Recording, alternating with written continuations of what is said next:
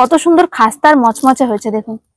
আর দেখুন ভাজার পর কিন্তু খুব সুন্দর একটা কালার এসছে, আর তেমনই কিন্তু বেশ মচমচে লাগছে দেখতে, আর একটাও কিন্তু পুর বেরিয়ে যায়নি। কতটা সুন্দর লাগছে দেখুন দেখতে। নমস্কার বন্ধুরা, পিউ রান্নাঘরে আরো একটা নতুন রেসিপিতে আপনাদের সকলকে স্বাগত জানিয়ে আজকের রেসিপিতে শেয়ার করব কাঁচা আলু আটা দিয়ে বানানো খুব সহজ পদ্ধতিতে এবং কম সময়ের মধ্যে তৈরি হয়ে যাওয়ার মতন একটা রেসিপি, যেটা বাচ্চাদের টিফিনে দিতে পারেন এবং বিকেল কিংবা সন্ধ্যের টিফিনে নিজেরাও বানিয়ে খেতে পারেন। চটজলদি খুব কম সময়ের মধ্যে বানানো হয়ে যায় আর খেতেও খুবই ভালো লাগে। তো বন্ধুরা, আশা করছি আজকের রেসিপিটা আপনাদের সকলের ভালো লাগবে। আর যে সকল বন্ধুরা এখনো পর্যন্ত আমাদের চ্যানেলটিকে সাবস্ক্রাইব করেননি এবং আমাদের ফেসবুক পেজটিকে ফলো করেননি, তারা অবশ্যই আমাদের চ্যানেলটিকে সাবস্ক্রাইব করে এবং আমাদের ফেসবুক পেজটিকে ফলো করে আমাদের পাশে থাকবেন। আর পুরো ভিডিওটা অবশ্যই শেষ পর্যন্ত দেখবেন। তো বন্ধুরা, চলুন রান্নাঘরে গিয়ে আজকের রেসিপিটা শুরু করি। আজকের রেসিপিটা বানানোর জন্য যেহেতু কাঁচা আলু লাগবে, তার জন্য বেশ কয়েকটা কাঁচা আলু আমি ভালো করে পরিষ্কার করে জলে ধুয়ে রেখে দিয়েছি। এবার এই আলুগুলোকে গ্রেট করে নেব। আলুগুলো গ্রেট করে নেওয়ার জন্য এখানে একটা ছোট কাটারের গ্রেটার নিয়েছি। এই গ্রেটারটা দিয়ে যদি আমি গ্রেট করি তাহলে দেখবেন আর কিন্তু আমাকে সেদ্ধ করার দরকারই হবে না, একদম কুচি কুচি হয়ে যায়। তাই চেষ্টা করবেন এরকম ধরনের একটা ছোট গ্রেটার দিয়ে গ্রেট করার। সবকটা আলুকে খুব ভালো করে আমি গ্রেট করে নিয়েছি। আর গ্রেট করার পরে দেখুন আলুর কষেতে কিন্তু পুরো লাল হয়ে গেছে। এই কষটাকে ভালো করে জলে ধুয়ে নিতে হবে। একটা বড় গামলায় আমি কিছুটা পরিষ্কার জল নিয়ে নিয়েছি। এবারে আলুর মধ্যে যে কষটা রয়েছে সেটা একটুখানি এভাবে চেপে বের করে দিয়ে ধুয়ে নেব, তাহলে আরো তাড়াতাড়ি পরিষ্কার হয়ে যাবে। এইরকম ভাবে জল পাল্টে পাল্টে 3-4 বার করে ধুয়ে নেব, তাহলে দেখবেন খুব ভালোভাবে আলুর কষটা বেরিয়ে যাবে আর একদম পরিষ্কার হয়ে যাবে। 3-4 বার করে জল পাল্টে পাল্টে খুব ভালো করে আমি আলুটাকে ধুয়ে নিয়েছি। আর দেখুন এখন কিন্তু পুরো পরিষ্কার হয়ে গেছে। এবারে জল থেকে আলুটাকে একদম জলটা নিংড়ে এইভাবে চেপে চেপে পরিষ্কার করে একদম ঝুরঝুরে করে নিতে হবে। এই দেখুন আলুর মধ্যে কিন্তু আর একটুও জল নেই।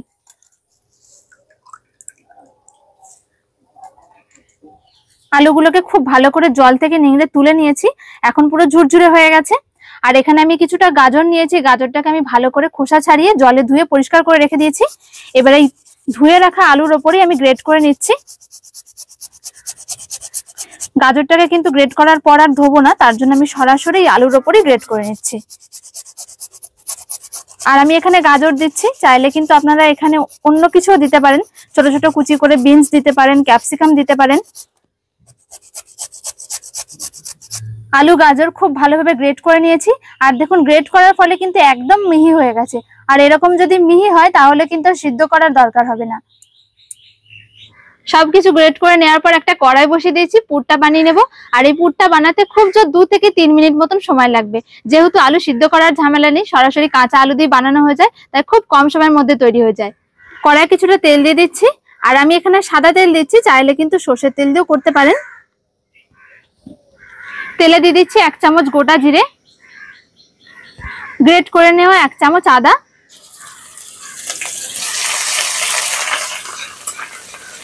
এর সাথে দিয়ে দিচ্ছি কিছুটা পেঁয়াজ কুচি। পছন্দ মতন যদি মনে হয় রসুন দেবেন তাও কিন্তু দিতে পারেন। পেঁয়াজটাকে হালকা করে একটু নাড়াচাড়া করে নেওয়ার পর স্বাদ মতো কাঁচা লঙ্কা কুচি দিয়ে দিচ্ছি। এর সাথে দিচ্ছি একটা ছোট টমেটো কুচি করে কেটে নিয়েছি।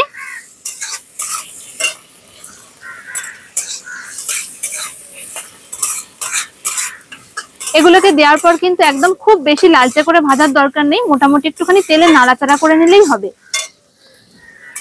সবকিছু দিয়ে দেওয়ার পর আলু আর গাজর যেটা আমি গ্রেট করে রেখেছিলাম সেটা পুরোটাই দিয়ে দিচ্ছি।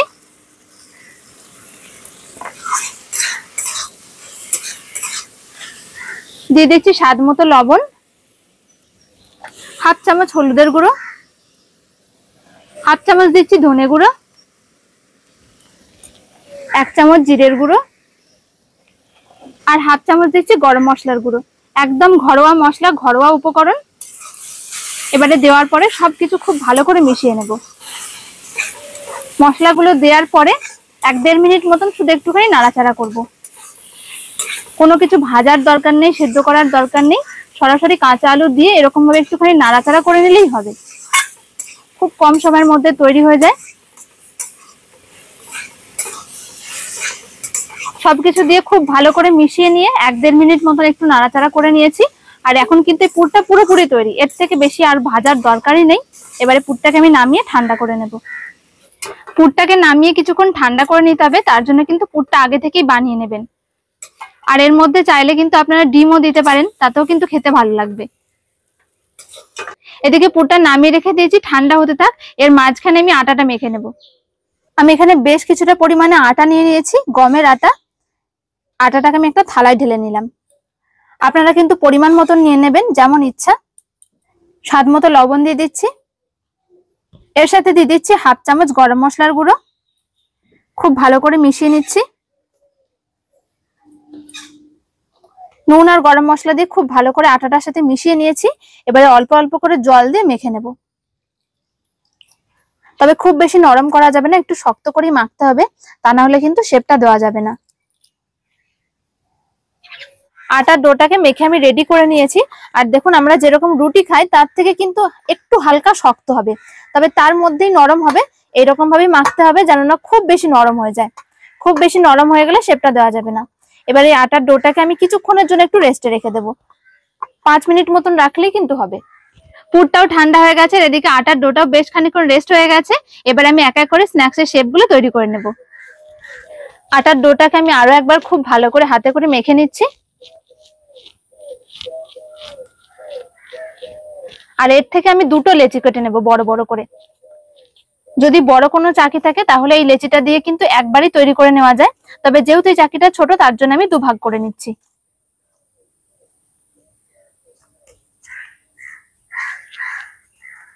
দুটো লেচির থেকে একটা লেচি আমি নিয়ে নিয়েছি। আর অল্প করে একটুখানি শুকনো আটা ছড়িয়ে দিচ্ছি। শুকনো আটা ছড়িয়েই কিন্তু বেলা যাবে, তেল দেওয়ার কোনো দরকার নেই। এবারে গোল করে রুটির আকারে বেলে নেব। আর খুব বেশি মোটা করে বেলা যাবে না, একটু পাতলা করেই বেলে নিতে হবে।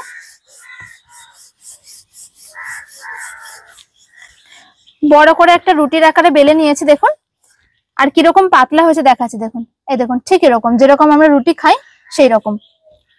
এই যে ওপর পিঠটা আমি বেলেছি, এর উপর আমি একটুখানি শুকনো আটা ছড়িয়ে দিচ্ছি। তারপরে এই ওপর পিঠটা নিচের দিকে করে দেব, তাহলে যখন আমি এটা ঘোরাবো তখন খুব সহজেই উঠে আসবে। এবার আমি যে পুরটা বানিয়ে রেখেছিলাম সেই পুরটাই রুটির ওপরে চারিদিকে খুব ভালো করে চাড়িয়ে দেব। অল্প অল্প করে নিয়ে নিচ্ছি। আর পুরটাকে কিন্তু একটুখানি ঠান্ডা করে নিতে হবে, কেননা একবারে যদি গরম অবস্থায় দেওয়া হয় তাহলে কিন্তু খুব তাড়াতাড়ি রুটিটা দেখবেন নরম হয়ে যাবে।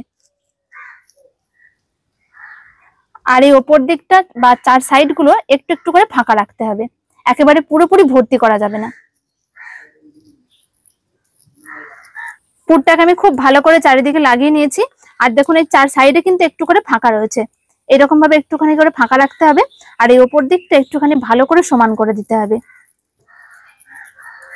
এবারে এই যে ফাঁকা সাইড গুলো রয়েছে, এই ফাঁকা সাইড গুলোতে আমি একটুখানি করে জল লাগিয়ে দেব। আমি এখানে আটা দিয়ে করছি তাই জল দিয়ে লাগিয়ে নিচ্ছি। যদি আপনারা ময়দা দিয়ে করেন তখন কিন্তু একটুখানি ময়দা জল দিয়ে গুলে তারপরে দেবেন। শুধু জল দিলে কিন্তু খুব একটা ভালোভাবে আটকাবে না। খুব ভালো করে আমি ফাঁকা জায়গাগুলোতে জল লাগিয়ে নিয়েছি। এবার এই ফাঁকা জায়গাটা তুলে এই পুরের ওপরে এইভাবে বসিয়ে দেব। জল দেওয়ার ফলে দেখুন খুব তাড়াতাড়ি কিন্তু আটকেও যাবে। এই সাইড থেকেও তুলে আটকে দিচ্ছি।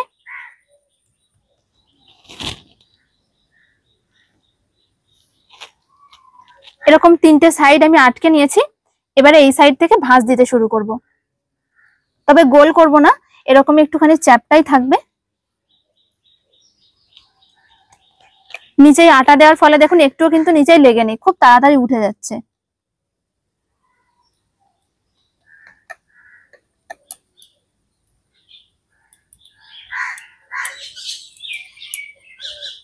খুব ভালোভাবে আটকে নিয়েছি। আর জল দিয়েছি বলে দেখুন ভালোভাবে কিন্তু আটকেও গেছে।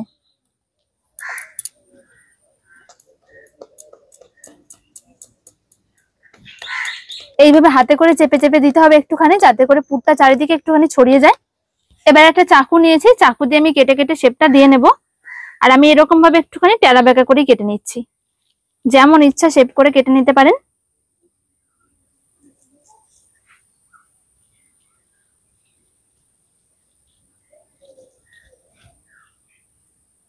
সবগুলোকে আমি পিস পিস করে কেটে নিয়েছি। আর এই দেখুন পিসগুলো ঠিক এরকম হয়েছে, আর মাঝখানে দু একটা লেয়ার পড়েছে। পুরটাকে এইভাবে দিয়ে একটুখানি সমান করে নিতে হবে।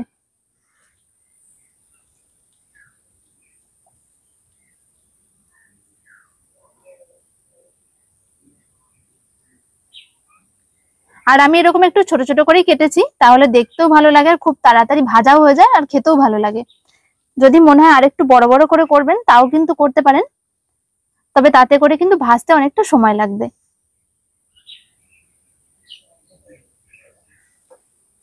দুটো লেচি থেকে যে আমি একটা লেচি নিয়েছিলাম তার থেকে দেখুন মোট এতগুলো পিস হয়েছে। বাকি আরো একটা যে লেচি রয়েছে সেইটা দিয়েও আমি এরকম ভাবে তৈরি করে নেব। সবকটা শেপ আমি কেটে রেডি করে নিয়েছি। আর দেখুন দেখতে কতটা সুন্দর লাগছে। এগুলো কিন্তু গোল গোল করেও কেটে নিতে পারবেন। একটা বাটির মধ্যে কিছুটা শুকনো আটা নিয়েছি, তার মধ্যে দিয়ে দিচ্ছি লবণ, কিছুটা শুকনো লঙ্কার কুচি, কালো জিরে, আর কিছুটা কারি পাতা কুচি। কারি পাতা না থাকলে ধনে পাতাও দিতে পারেন। এবারে এগুলো দিয়ে সবকিছু খুব ভালো করে মিশিয়ে নেব আর জল দিয়ে গুলে নেব। তবে খুব বেশি কিন্তু পাতলা করা যাবে না। জল দিয়ে আটাটা গুলে নিয়েছি, আর দেখুন ঠিক এরকম হয়েছে। খুব বেশি পাতলা বা মোটা হবে না, ঠিক এরকম হবে, মিডিয়াম। সবগুলো বানিয়ে নেওয়ার পর একটা কড়াই বসিয়ে দিয়েছি ভাজার জন্য। কড়াই তেল দিয়ে দেবো, আর একদমই কিন্তু লো ফ্লেমে ভাজা যাবে না, তেলটা ভালোভাবে গরম হবে তারপরে ভাজতে হবে।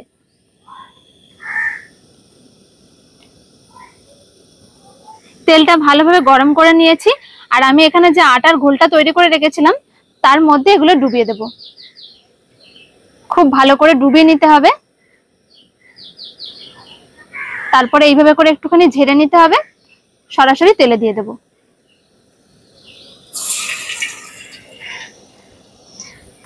সবগুলোকে আমি ওই একই রকম ভাবে ডুবিয়ে তারপরে তেলে দেব।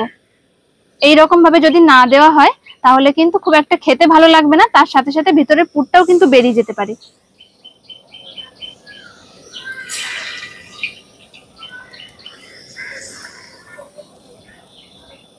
এক পিঠ হালকা করে ভেজে নিয়েছি। এবারে খুব হালকা হাতে আস্তে আস্তে করে উল্টে দিতে হবে। যখন একটু ভাজা হয়ে যাবে দেখবেন খুব সহজে কিন্তু উঠে যাবে।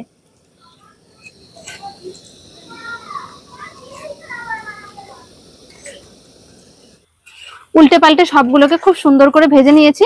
আর দেখুন ভাজার পর কিন্তু খুব সুন্দর একটা কালার এসছে, আর একটাও কিন্তু পুর বেরিয়ে যায়নি। খুব ভালো করে ঘোলটা গুলে যদি এভাবে দেন তাহলে দেখবেন ভেতরে পুরটা কিন্তু বেরোবে না।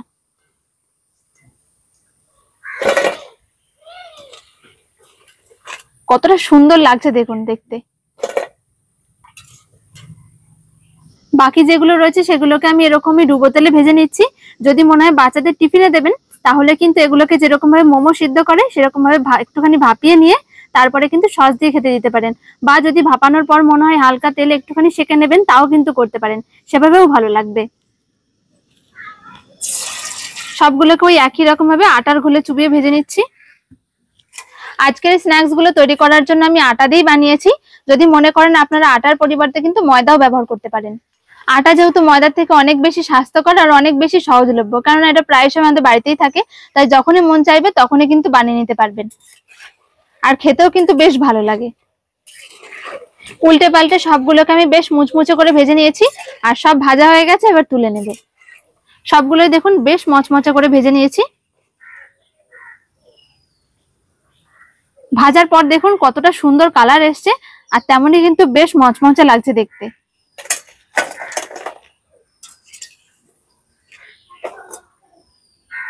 কাঁচা আলু আর আটা দিয়ে তৈরি আজকের এই স্ন্যাক্স গুলো দেখুন কতটা সুন্দর লাগছে, কতটা লোভনীয় লাগছে দেখুন। আর তেমনই সুন্দর, কত সুন্দর ভাজা হয়েছে, আর কালারটাও কত সুন্দর এসছে। ওপর থেকে যেমন মচমচে তেমনই দেখুন ভিতর পর্যন্ত কিন্তু খুব সুন্দরভাবে ভাজা হয়েছে আর সিদ্ধ হয়েছে। আরো একটা ভেঙে দেখাচ্ছি, কত সুন্দর খাস্তা আর মচমচে হয়েছে দেখুন। আলু সিদ্ধ করার ঝামেলা ছাড়াই শুধুমাত্র কাঁচা আলু আর আটা দিয়ে আজকের এই স্ন্যাক্সের রেসিপিটা আপনাদের কেমন লাগলো অবশ্যই কিন্তু আমাকে কমেন্ট করে জানাবেন। খুব সহজে এবং কম সময়ের মধ্যে বানিয়ে নেওয়া যায়, আর একদমই ঘরোয়া উপকরণ। যেহেতু এগুলো ঘরোয়া উপকরণ সেহেতু কিন্তু যখনই বানাতে ইচ্ছা করবে তখনই কিন্তু বানিয়ে নিতে পারবেন। আর বাচ্চাদের কি করে টিফিনে দেবেন সেটাও আমি বলে দিয়েছি, তাই আলাদা করে কিন্তু কোনো ঝামেলাই নেই, খুব সহজে বানিয়েও নিতে পারবেন।